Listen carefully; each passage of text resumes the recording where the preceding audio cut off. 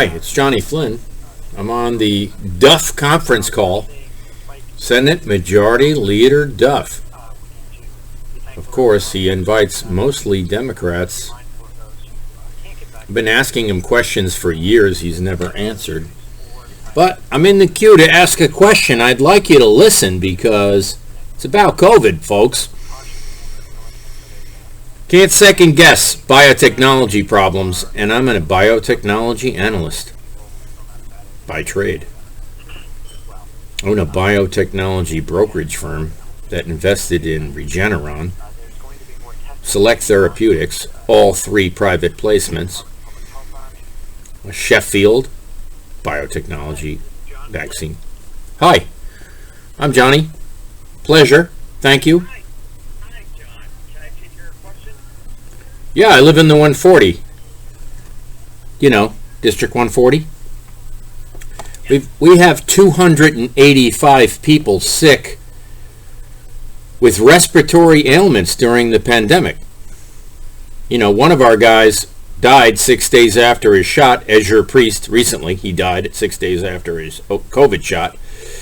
You know, so there's my neighbor Terry Joyner died, and she had a thyroid cancer problem from stone crushing. You understand? She lives near Woodward, you know what I mean? And LaJoy, you know, the stone crushing facility. There's 80 piles of uncrushed cement uncovered during a respiratory problem. And I'm saying, what? Excuse me, what? Oh, no, I didn't say anything. I heard excuse me twice. Okay, well, anyway, my question for the senator, you know, obviously, we're both on the same team when it comes to caring. Why aren't the piles covered if that's the state law? In other words, we live in a, here we go, high wind, you know, problems. Today's is a windstorm tonight, right? There was one last week, a wind problem. Okay, the piles are made out of heavy metals, silica. Stone crushing is mostly silica, but it has arsenic, chromium, all these problems, right? So these people call me. I'm not a political. I've never had a political appointment. You know, I've never been elected. I'm not an elected official. But let me tell you. So what question would you like me to write down and pose for the second? Well, I'm saying why these Connecticut judges, if we filed a lawsuit 6 times, won't approve the fee waivers because 10 of our plaintiffs died. Now, we had 285. We're down to 275, and I stopped taking names. So, right. So here we go. I'm not blaming him for anything. You understand?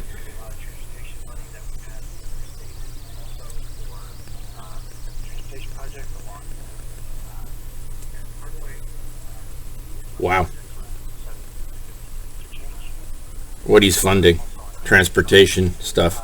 So that's it for me as far as a quick update. I'm talking a little quickly because I don't want to lose too many folks on the line here. And but again, happy to answer questions and go into more detail as well. So, Kevin, do we have anybody ready to go? Yeah, thank you, Senator Duff. As a reminder, if you'd like to ask a question, please press 0 and you'll be connected with one of our operators. First up, we have a question from Barbara. Barbara has a question about the weather right now. Barbara, you're online. Hi, Bob. It's Barbara Lenchek. I just got a warning from, this has nothing to do with COVID, but I just got one of those Truman email things that said there's a tornado warning in effect in Fairfield County. Do you know anything about that? Because that could be a bigger threat than COVID at the moment. Yeah, it's actually a tornado watch. So it's not, watches are kind of the more broad ones, the first ones, and then the warnings are the second layer. So if you get a watch, it means just there's, conditions may be out there where something could happen. A warning is more serious. So I don't think there's a huge chance of it, but I just obviously be careful. All right, but you don't think there's anything to worry about. All right. And thank you for everything that you have done for us. I really appreciate what you do for this community. Oh, thank you. You're very, very welcome. You're very welcome. I appreciate you saying that, and thanks for asking about the weather. It's certainly a big story. Questions about the weather? Thanks. Thank you.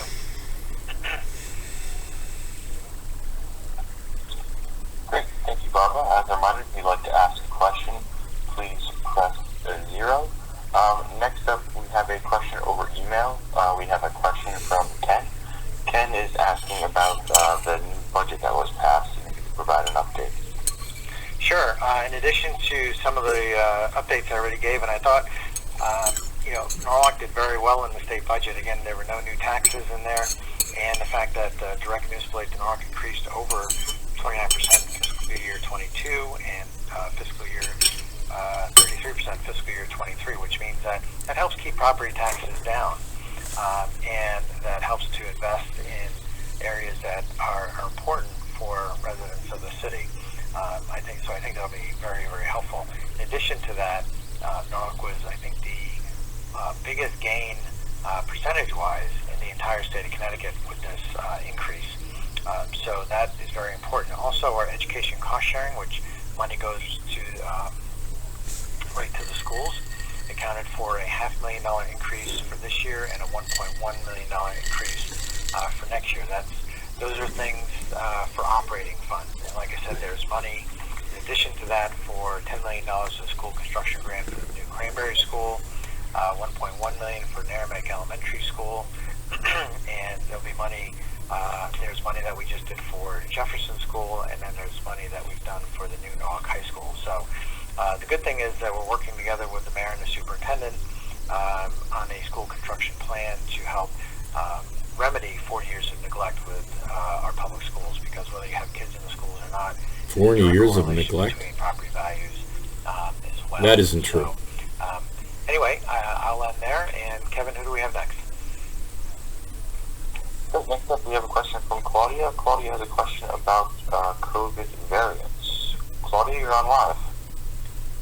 Hi, Bob. Thanks for taking my call. Sure.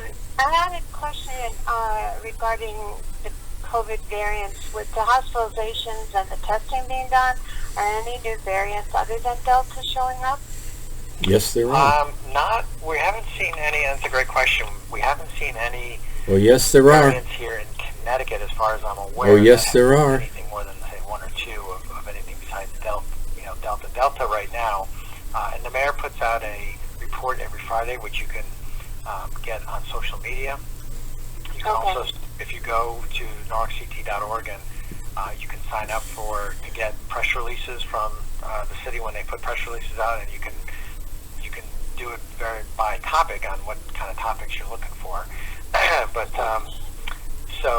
But the report they put out is very, very comprehensive. Brian Weeks is a new person who works for the city and doing a great job. And so Delta is really the dominant virus strain in Norwalk and the rest of Connecticut.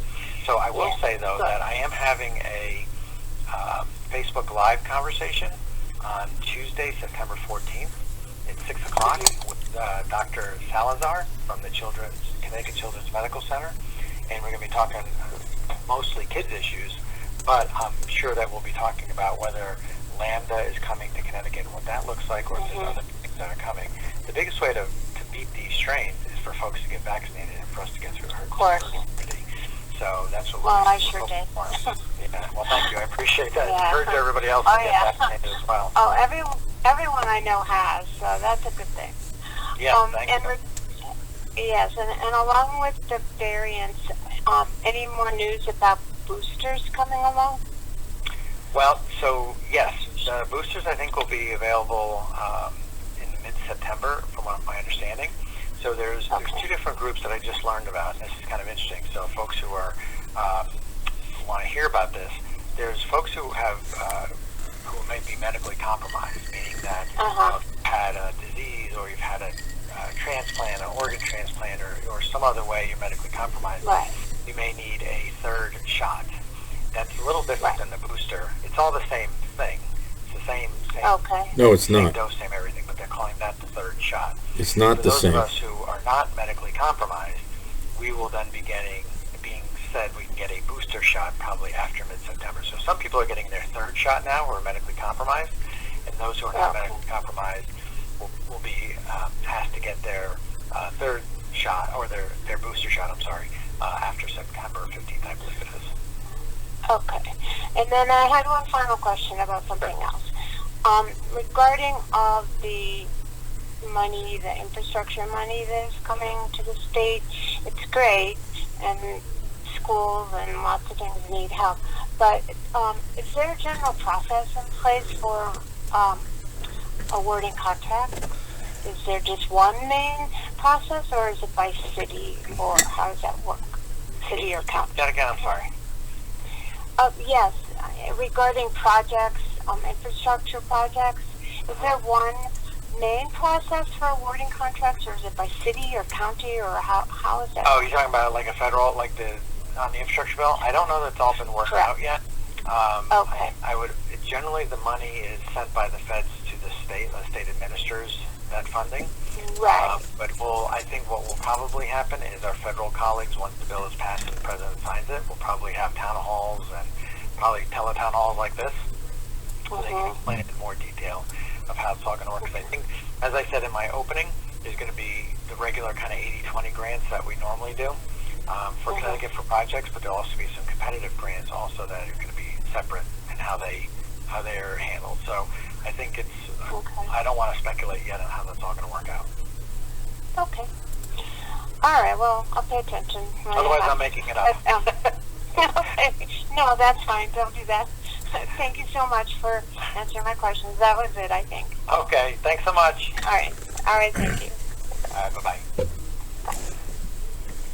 All right, Kevin. Thank you so much for that question. As a reminder, if you'd like to ask a question, please press 0. Next up, we have a question from Alicia. Alicia has a question about COVID-19 testing. Alicia, you're online. Hi, Senator. This is Alicia King. Hi, how you doing? Good. Good. I just wanted to mention that we are so thankful here in Norwalk for your advocacy for getting additional state testing sites in Norwalk. Last year we had a lot of testing capacity, but over the summer it was really ramped down and transitioned more towards vaccine clinics. And when we brought that issue to you, you were able to go to the commissioner and you were able to get us 5-day-a-week free COVID testing back in town, which is so needed with people going back to school and with the Delta variant in town. So just really wanted to express thanks on behalf of the city for your advocacy there. Well, thank you, Alicia, and I appreciate it. And it's been great working with you, the mayor, and the health department director, Andy Moore, and Lamont Daniels, and Josh Morgan, and others who really pitched in quite a bit. So, as I said earlier, it's really a team effort, and I think everybody's worked hard at this. So, Norwalk has a lot to be proud of. We have our vaccination numbers are higher than a lot of other cities in the state, and that goes to show everybody's just working together and pulling in the same direction. So, appreciate your work, too. Thank you so much. All right. Next up, we have a question from Maria. Maria has a question about schools and COVID. Maria, you're on live. Yes, hello. Hi, how are you? Good, thanks. How are you? Good, thank you. I have a quick question for you in regards to schooling and COVID. My daughter did remote school last year, and now she's in person. School just started recently. Is there anything planned, God forbid, cases are reported, or a lot of cases are reported in the school? Yeah, I would direct you to the Board of Education website and also to the Norwalk PS YouTube channel, because the superintendent last week before school opened up did a YouTube community conversation with parents. So she talked about kind of that process. So there is a process in place. I don't want to say specifically what it is, but it's something to the effect of, if there's enough cases, they have all the kids have to be masked. They're going to be 3 feet apart. They're going to have certain protocols in place. If there is an outbreak, they do have plans either to go remote by classroom or have the whole school go remote. So they have all those things in place. She said at the end, because I did listen to it, that if you have specific questions about your school, while, because most of the plans tend to be, the school policy is pretty generic around, or pretty much the same, I should say, around the entire school system. It may be a little specific, there may be specifics for each school. So she was saying that, for any of those kind of things, go to their website, go check out what kind of the general policy is, but maybe speak to the building principal to see what the specifics are in case there is an outbreak, because it might be a little different. If your child is in elementary school, that might be a little different than if they're in high school, and because of the pods, you know what I mean, and so or the sports. So I would just do that, but definitely check out that YouTube, because it's about an hour. But I found that as a parent, I found it to be pretty helpful, because they've been thinking a lot about this, and they've been working all summer on how to keep the schools open and how to keep everybody safe. Perfect. I was not aware of this video, but thank you so much. Oh, you're very welcome. Thank you. Have a good night. You too. Thanks. Thank you, Maria. As a reminder, if you have a question, please press 0. Next up, we have a question from Josh. Josh has a question about workforce development and financial opportunity in Norwalk. Josh, you're on live. Hi, how you doing, Senator Duff? Good. I'd like to speak back briefly. I work over at the Financial Opportunity Center here in Norwalk, and we do a lot of things, as you know, around connecting people with services, employment, financial education, and things like that. And I wanted to ask about the infrastructure bill. Was there any money coming towards like workforce development, and about like is there a ballpark figure how much is going to come towards Norwalk? And the reason why I'm asking that because and this is not to take away from the surrounding cities or towns or anything and what anybody else is doing, but what we're finding out is that we're helping a lot of people in the surrounding cities as well. And as you know, we've been very successful with it. But it gets better if we have more funding for things like transportation, getting people to work, incentivizing them to go back to work. As you know, a lot of the benefits have ended, so people need to hurry up and get back to work, as we've been saying for months now, and trying to get people back in there. I just want to see how much there was any coming in that ballpark money. Yeah, federal money on workforce development, I'm not aware actually if there's what there is right now. That may be part of the President's Build Back Better agenda. That's part of his $3.5 trillion plan. That's different from the infrastructure bill, which the Senate, as you know, voted for the infrastructure bill, and the House has to vote for it. But the House also is going to vote on the $3.5 trillion bill, and the Senate will do under reconciliation rules that they. I would imagine there'll be some money in there for what you're talking about. But I will say this, is that part of workforce development is education, and Connecticut has been leading the way in debt-free community college. So we're really working hard to send folks to like North Community College and other working hard is doing a really good job. I like to say too. What is that? I said working hard is doing a really good job at it too. I would like to say that. Yeah, thank you. And right. Well, it's like you can't just have go up to grade 12 anymore. You got to have an advanced degree. And part of that is, at least community colleges. So we want to make sure that, people have that opportunity to go to community colleges debt-free. We're seeing, folks take advantage of that. But it's, that's only one piece of the puzzle, obviously. We're also working hard. And I know, and I was saying more so with the infrastructure, and I know, people need builders and things like that, but sometimes people got to get certified, so like OSHA and things like that. Right. And I didn't want to make something too complicated, but where there'll be funding for things like to possibly put people through OSHA classes or to get certified to be cement layers or laborers and things like that, so they can get that $20 an hour job. Right. I think we're actually we're doing that in the state. We're working with the building trades because they have a lot of retirements coming up too. So we're working with the unions to do, because if you're going to be an electrician, Connecticut electricians are considered some of the best electricians in the country. Kind of like when the mall was being built, we worked very closely with the building trades, so that gave people an opportunity to kind of come in at the ground level and work their way up through apprenticeship and into, not everybody wants to do a white collar job. You need those blue collar workers as well. I mean, I've had a plumber in my house the last 3 weeks, and I'd love to make the money he's making right now because know, so we need plumbers. You know, my plumber's in his 70s, so I need him to. You're going to need a replacement one of these days. But you know, so. Also, thank you as well to just on the personal side of I'm a homeowner as well, so I got really passionate about it as well. So thank you. I can attest to the things that you were saying, and just thank you for supporting us down here in Norwalk. It's greater Norwalk, but I do work here in South Norwalk, and I do see a lot of work that the state and city as a whole is doing to help the community, help Norwalk as a whole again, and it's, I just thank you. Great, thank you so much. All right, next up we have a question from Ryan. Ryan has a question about what medically compromised means. Ryan, you're on live. Good evening, Senator. Hi, Ryan. My question actually piggybacks on a question that you answered earlier regarding COVID booster shots. Yep. So you mentioned that booster shots would only be for those that are not medically compromised, and medically compromised individuals would be getting a third dose. Is there any clarification on what medically compromised is, what that means? Well, I'll just give you generally, right? So it's kind of confusing because it's third shot and booster shot. They're both the same thing, but I think they're prioritizing No, they're not. people who are medically compromised versus people who are not.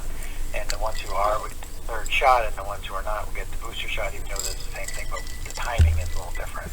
So I think generally medically compromised is somebody who's had, you know, some sort of a, you know, like again, an organ transplant, who's had some sort of serious disease that could put them at risk for, if they got COVID, that could either put them in a hospital more easily, or it could result in having, you know, being fatal more easily, or, you know, something like that. So I would probably, it has to do with some sort of CDC definition. Or, you know, but I would, if you think you may fall into that category, you know somebody might fall in that category, I would probably just reach out to your doctor, that person's doctor, to see if they would qualify. But I would imagine everybody's going to have access to to the third shot pretty soon, and then people will just go in. You know, it'll be unlike the springtime when things were rolling out. It'll be much easier and more manageable to get that third shot. Okay. Yeah. Thank you. Oh, and also medically compromised or immunocompromised includes those who are on immunosuppressants, have had organ or stem cell transplants, or undergoing cancer treatment. So that's a little bit more of a better definition, I guess. Okay, does respiratory illnesses fall under that? I know that was a definition earlier on in the when we just started learning about it. It could. I'm not sure. You probably want to check with your doctor. Okay. All right. Thank you. I don't want to make. You're welcome. All right, next up we have a question from Walter. Walter has a question about mask mandates. Walter, you're online. Hi, Senator Bob. How are you? Good, Walter. How are you? Great. I'm calling you from South Norwalk. I have two quick questions. The first one is, do you think, are we going to get like a mask mandate statewide? That's my first question. My second one, because I know that some towns have mandated masks. And my second question is, how are we doing with the COVID? Are we doing better, worse, or what's going on? That's those two questions. Okay, good. So, well, the governor is the one who would be the person to order a mask mandate. So far, he has left that up to towns, the mayors and first selectmen of the towns to decide whether or not they're going to have a mask mandate. I think he's been asked about that recently again, and he says he's comfortable with his decision, so I doubt that there would be a statewide mask mandate. His powers do run out. Emergency powers run out September 30th, so he hasn't indicated yet whether he's going to ask the legislature to grant him additional time for his emergency powers, but at the moment, he doesn't have a statewide mask mandate except in schools. I hope that Bob Duff that's that. The second one, doesn't refuse to answer any Republican I would say, from a standpoint of, questions. Connecticut versus the rest of the country, there's Really a do. great article that came out yesterday in Because Fortune.com talks about the differences between Connecticut and Florida. Incidentally, it's ridiculous. They know my name. Average age They don't answer our questions ever.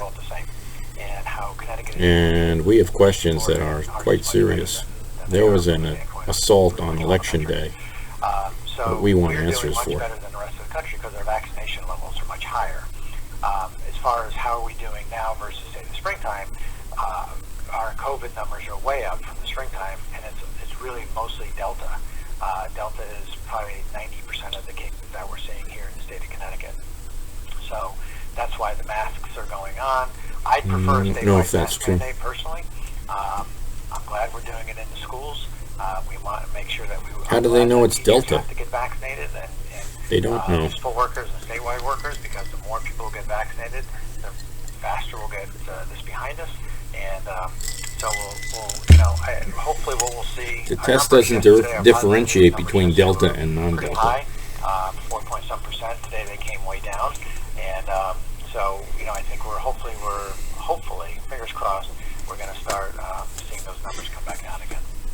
All right, and thank you for everything you have done for Norwalk, all right?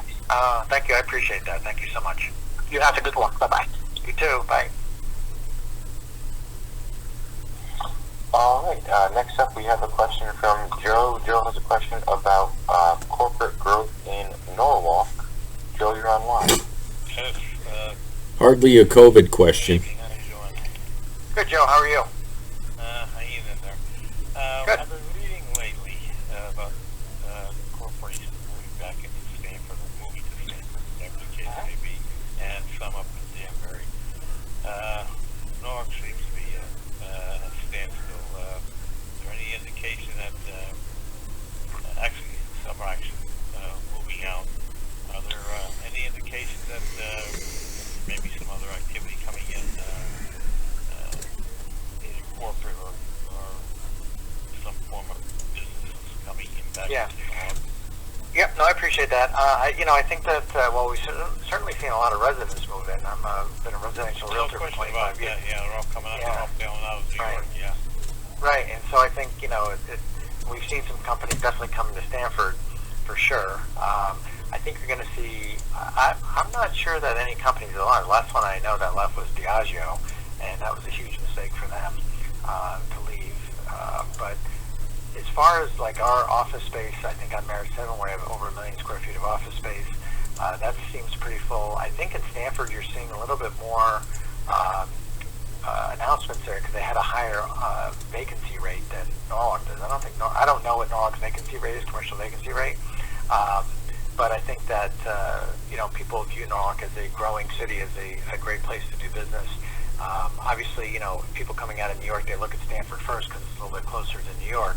But I know that people are definitely looking at Norwalk as well. So, and there's also one of the things that Norwalk is now doing that it hadn't done for a long time was development around the train station. So you're starting to see some commercial development around there as well. But in addition to Merit 7, there's the Lock building in South Norwalk and a bunch of other buildings there that are housing quite a bit of commercial tenants there. Maybe not some of the big ones that we hear about all the time, but there's a lot of venture capital companies and others that have some really very good jobs around here. So, I'm not sure exactly how to answer that because I don't think that companies are leaving Norwalk, but it's always the mayor's team has a good economic community development director, and we're always on the hunt for bringing companies into our community to grow jobs for sure. So I think it's something that we always have to make our priority, right? Sounds good. All right, thank you. Okay, thank you. Appreciate it, Joe. Thank you. All right, next up we have a question from Rose about COVID patients from out of state. Rose, you are on live. Hi, Bob. It's Rose. Hi, Rose. How are you? Hi. Good. How are you? Good. I have a question. I was in the car today, and I heard on the radio that Connecticut hospitals are accepting COVID patients from other states because the other states' hospitals are loaded. So, but they will not be counted in the COVID cases because they're in another state. So if they're in our hospitals, how does that work? Are they going to publish okay, X amount from wherever, I don't know, it sounded like they're taking them from all over. So I know that everybody has to share and everybody's loaded, but how is that going to work and how's that going to affect them? Yeah, that's a good question. It's a good question because everything's still. I'm just hearing about it myself, and I haven't heard a lot of details on that yet. I do know that some of our major hospital networks have been accepting transfers in limited circumstances, but haven't provided specific numbers yet. I think that Yale, New Haven Health, New Haven Health, and Stanford Health said they're not accepting transfers. Norwalk Hospital, Nuance Health, which has Danbury, Norwalk, Milford, and Sharon, they haven't received any requests yet. So my assumption at the moment is that the numbers are very small. Okay, so we'll probably get more information on that soon, but I don't know. Okay. Okay. All right. All right, thank you. It's a pretty new phenomenon with all this Delta variant, just spiking cases all through the south and part of the west, the Midwest, or Southwest, that people are coming up here. I saw something on the news where a police officer somewhere in Florida, I think it might have been like Palm Beach, went up to Ohio to get on the because ventilator. there's no room. Yeah, but I mean, that's a long ways away. There's like no ventilator between Florida and Ohio, but I guess that's where he could go, and I hope he's doing okay. Yeah, I don't know. It's a crazy thing. It's all predicted. It's coming true from what was predicted. Yeah, that's true. But I was wondering, do they separate the deltas from the regular COVID? I don't think that would matter much, Rose, because really, like I said, the Delta variant is the dominant one right now. The Alpha variant, which is the one that we started with last March, is barely on the screen anymore. It's really pretty much the Delta variant. Oh, okay. Thank you. Okay, Rose, thanks. Talk to you later. Okay, thanks. Bye. Bye-bye. All right, thank you so much, Rose. Next up, we have a question from Mary. Mary has a question about COVID testing. Mary, you're online. Hi, Bob. It's Mary Rinaldi. I have a quick question, and it's about the COVID testing places.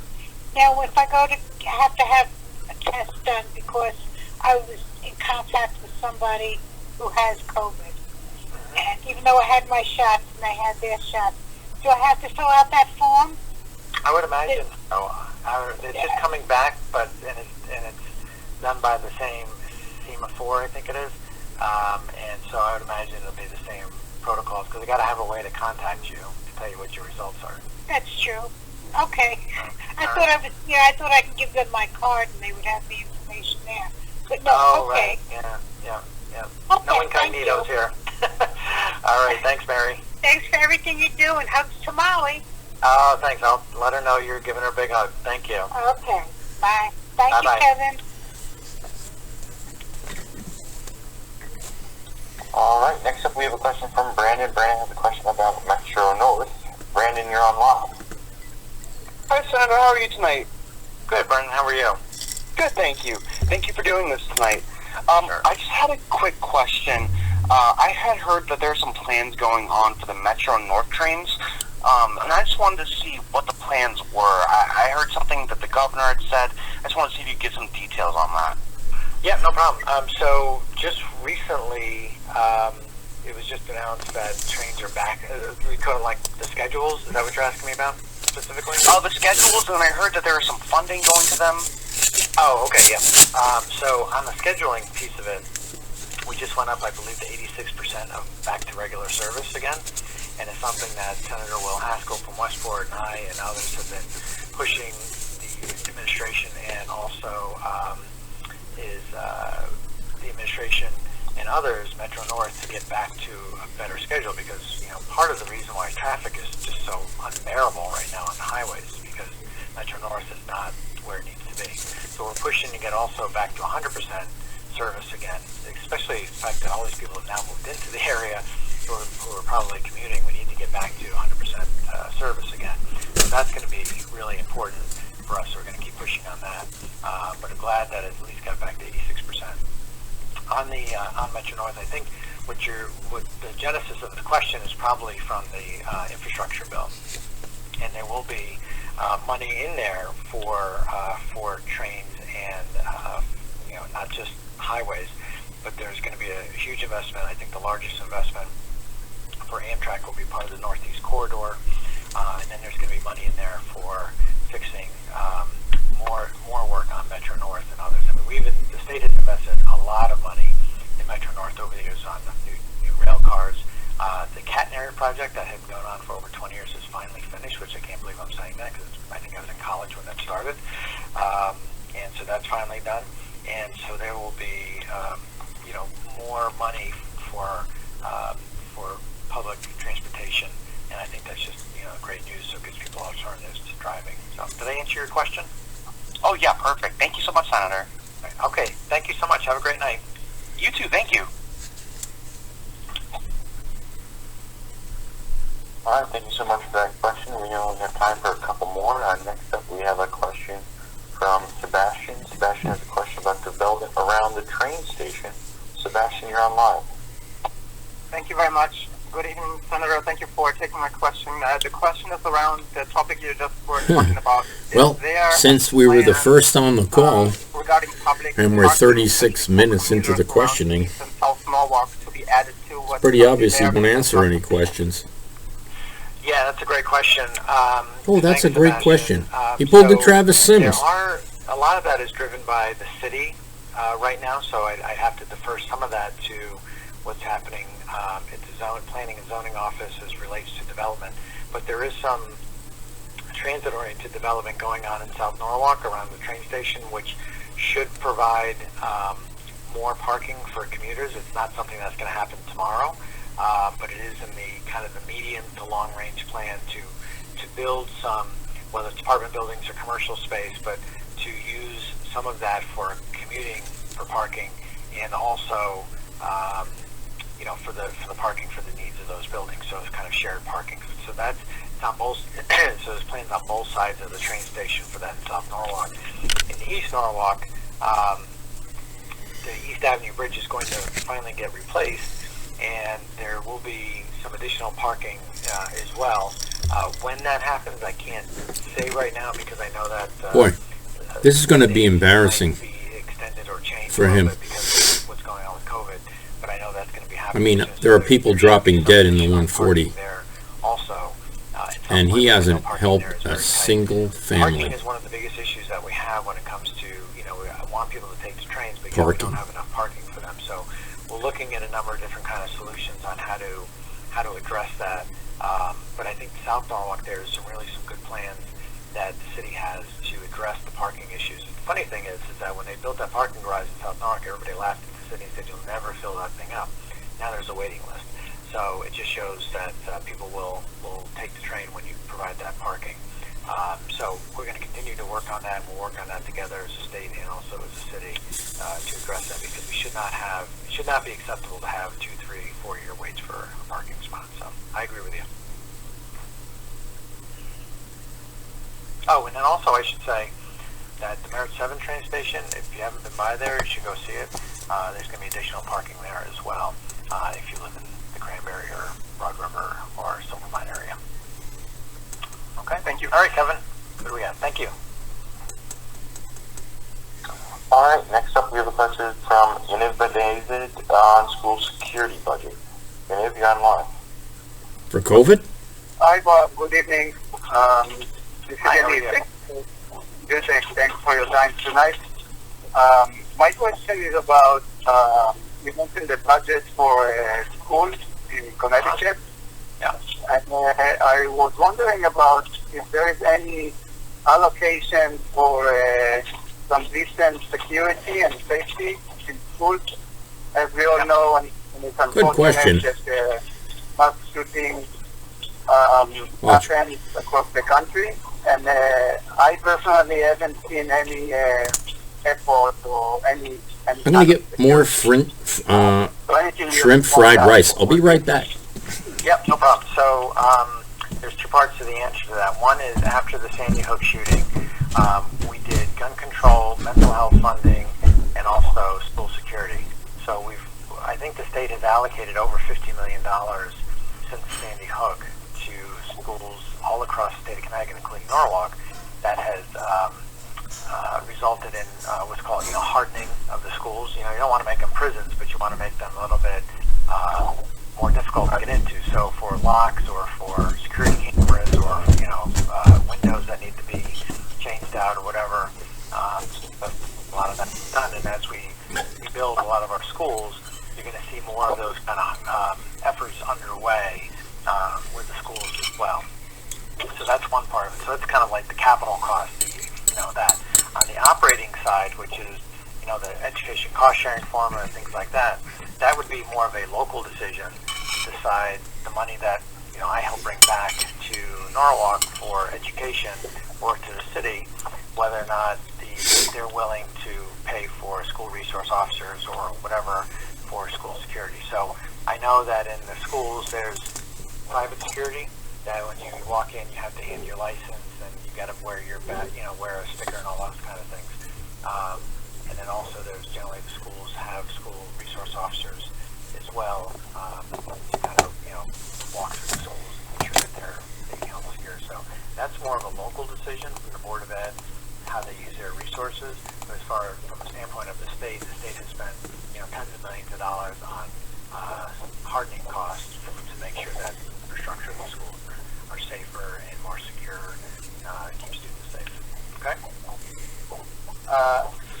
Yeah, I guess my concern is that no terrorist will show up and ask for a sticker to walk in, right? And the risk would be maybe during recess or when all the kids are outside.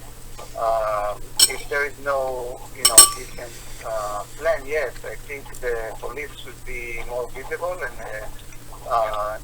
just, at least one car, just to be around. Yeah. That's the minimum that can be done.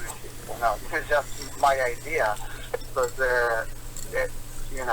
terrorists can do any crazy things that a normal person would not even think about. So. Yeah. Well, I agree with you, and I think that the police can't be everywhere every moment, but we also do training with the teachers and with the principals and the school staff, so that in case they're not there and something happens, there's protocols and training in place to keep people safe. That's what they can. Right. So they do regular training as well. So which I think is important. Yeah. All right. Thank you. Okay. Thank you, sir. Appreciate it. All right, and we have time for one more question. This one comes from Bill. Bill has a question about the Northern development on Strawberry Hill. Bill, you're on live. Thank you. Hi, Senator. How are you today? Good, Bill. How are you?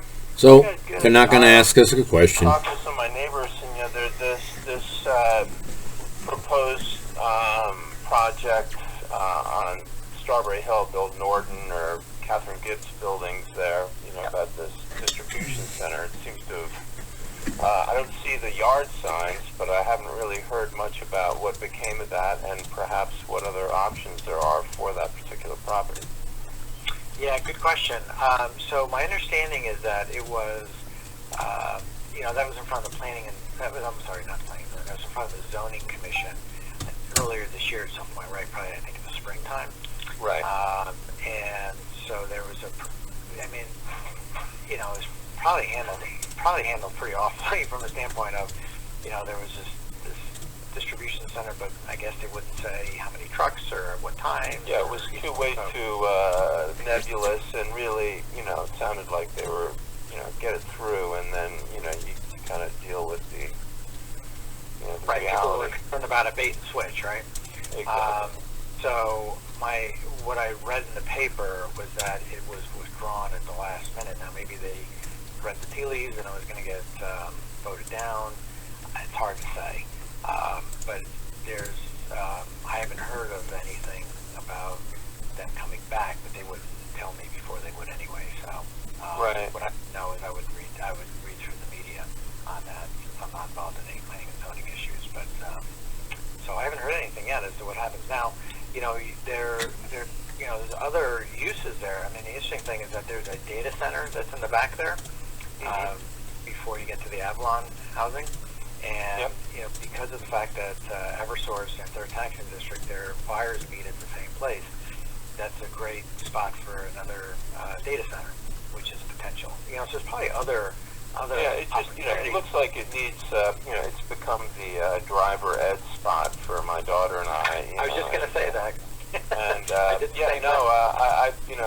and there's obviously a lot. It's being used for heavy equipment, that's going to, I don't know if it's going to the bridge work that's happening right there or other projects, but it certainly looks like it's in need of some love too overall. But it's it's a vast space, and that's exactly right.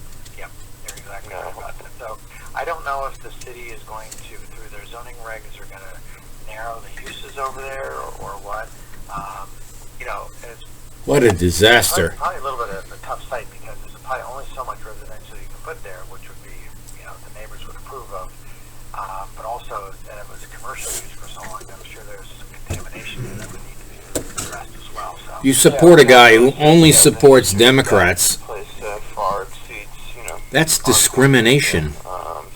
Oh, yeah. Right. So, good question. All I know is it is a Good question. teach your kids to drive. Great question. It had nothing, zoning has nothing to do with COVID. Oh, yeah, this is a COVID thing. Proposed use was at least shelved for the meantime. Just that it seemed to got really quiet, and that always leaves you don't want to have So, all the COVID patients in the 140 that died, Duff has never contacted. And he knows all about Ezra Priest. Thank you so much. I appreciate it. He evicted him. Take care now. Have a good night. Thank you. Thanks. All right, Kevin, I think we're all set, right? No, Kevin. For our time tonight. Okay, well, again, I want to thank everybody for hanging in there to the No, Kevin. end. And, again, We're not all set. crazy weather we're having. Bob Duff is such a chicken. On your neighbors and all that kind of good stuff. It doesn't look like we're going to get too much wind out of this whole storm, but Bob, hopefully we'll be. you should resign. Through this, I think we get to 8 o'clock in the morning. The sun is supposed to shine a little bit tomorrow. So, best everybody for good night. And if you have any questions, obviously. Oh, I'm going to call him right. I'm going to call him at his house right after this. Let's do it. Senator Duff, and Instagram is at Senator Duff. You can also go online and go to my website. Just Google my name, you'll find it, and you can sign up for my e-newsletter. Google it. I'm always trying to communicate with my constituents and learn about what's on your mind, and also let you know what I'm up to. Have a great night, everybody. Thanks so much, and thanks to everybody for helping out with this. Oh, let's call him at his house. Please press 1 to leave voicemail. Should I? Please press 1 to leave voicemail. I'm not going to press 1. I'm going to call him at his house. Please press 1 to leave voicemail. This is the same guy that accused Norwalk policemen of spitting at him when they didn't. Oh, that was beautiful. Totally shut out. Here we go. Call. Contact. Duff. Let's see. Got a lot of contacts. Oh. I have 3 numbers for him. I'm not sure which one is what.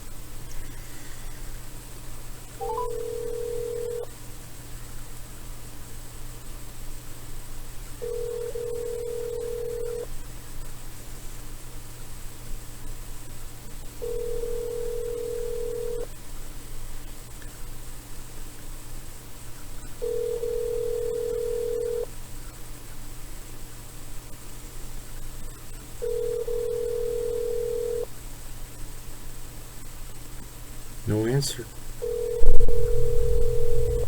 No voicemail. He must have Norwalk police or state police sitting right outside his house.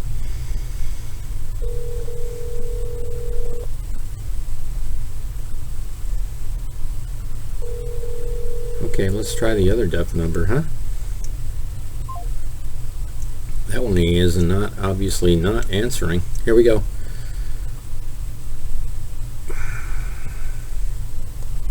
I have 3 Duff numbers. I don't know if that's his office or Deckard. Nope. Duff. Okay, this is the second one. I can tell you the number later if you want, but here we go. Oh, no, this is A60. This is his office. That's his office. Okay, let's go to the third. Duff. 800. Hold on a second. Bob Duff. Bob Duff. Norwalk.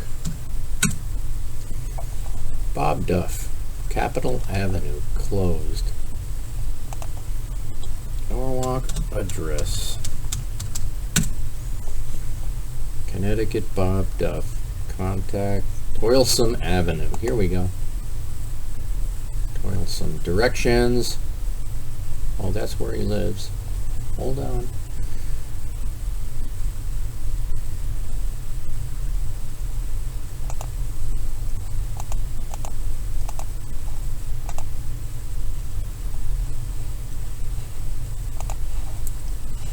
Back. Can we go back? Back. Back. Back. No, we can't. Bob Duff, Norwalk, telephone. And I have called him at his house and he did answer. And he's like, you really shouldn't be calling me at my house, but okay, what do you got?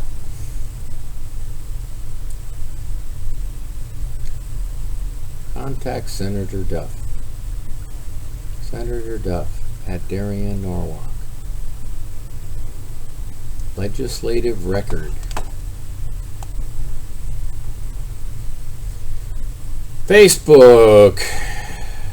Buyer's guide. Act. Blah, blah, blah. Wow, he took it, had his phone number removed. Used to be on the internet.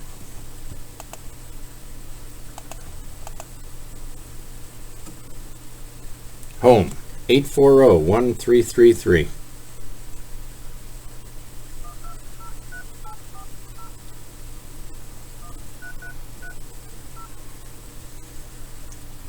Here we go. 203-840-1333.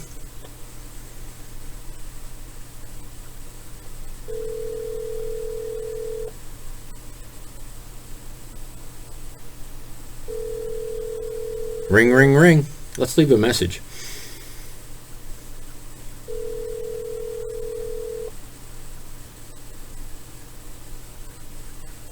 You've reached the home of State Senator Bob Duff and Tracy Duff. Please leave a message after the tone.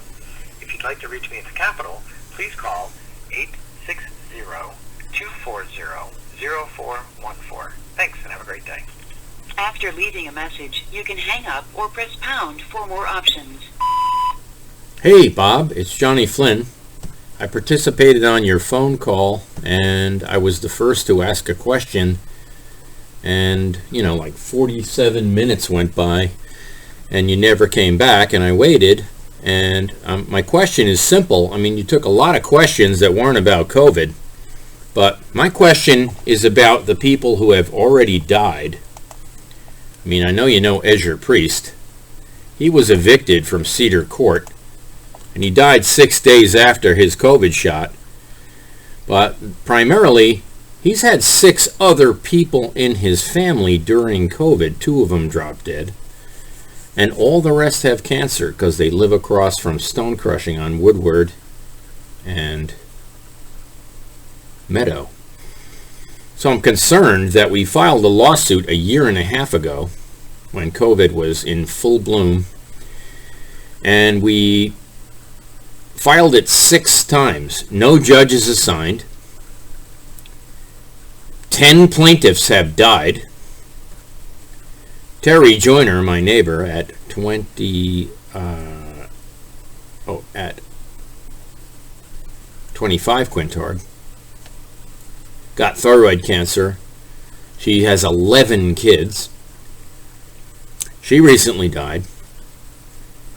And to get in the queue and not answer my question about what we can do with respect to people dropping dead during a respiratory pandemic when there are 80 piles of crushed cement in South Norwalk, the 140. I think every single death in Norwalk is in the 140, because I haven't found a single one that wasn't. Okay? Now, I know about kidney failure, liver failure, the D-dimer test. I'm wondering why you don't tell our own constituents about the risks they face getting a vaccine without a blood thinner when they're African American, because there are ailments that are totally dismantling the African population in Norwalk, Connecticut. It's straight up. And for you to say, oh, it's the new Delta variant, the test they provide doesn't differentiate between the Delta variant and the original variant. By the way, the original variant was in Danbury, Connecticut, not Norwalk. We never got the first one. The first one caused liver failure, kidney failure, coma, and death. We're not just on Alpha, Delta. By the way, there's a lot of other variants. Many. I think there's over 20. And I get it. You didn't take my call because I'm a Republican and I'm a pain in the ass. I'm at 56 minutes and I'm leaving a message on your home machine because I've called Dean many times about assaults on blind women. Where's your office on this thing? Travis Sims assaulted a person. His daughter has 2 assaults. His brother has assaults. So how many assaults does Travis have? And he's our state rep. So calling Travis is like calling a brick wall. Forces us to call our state senator, who gives us no response, and on his town hall meetings cuts all the Republicans out. So I thank you for at least inviting me to the call. Your recording time is about to expire. Please finish your message within 8 seconds. Gee, Bob, thanks a lot. Have a great day. Saw your video about the lobster. It's $18.99 a pound. Wow. I'm sorry, your recording time has expired. To send this message now, press pound or hang up. To replay your message, press 3. For additional options, press 9. Okay, let's hit pound. Have a great day. Your message has been sent. Thank you for calling. Thank you for taking it. Enjoy. Wow, folks. That's Bob Duff. Never answering a question. Only his pre-screened people. And half of them call because they work for him. Those ladies that called. He knows them all. Unbelievable. And Kevin Coughlin. I hope he's not the guy from New Canaan who has a history of pedophilia. Look it up. Kevin Coughlin from New Canaan was a pedophile. Have a great day. I hope it's not him. If it isn't you, Kevin, I'm sorry, but I met the guy in the 80s and he was notorious. Have a great day. Unfortunately, you treat me worse than I treat you, and I thank you for doing it online where I can record it. Have a great day.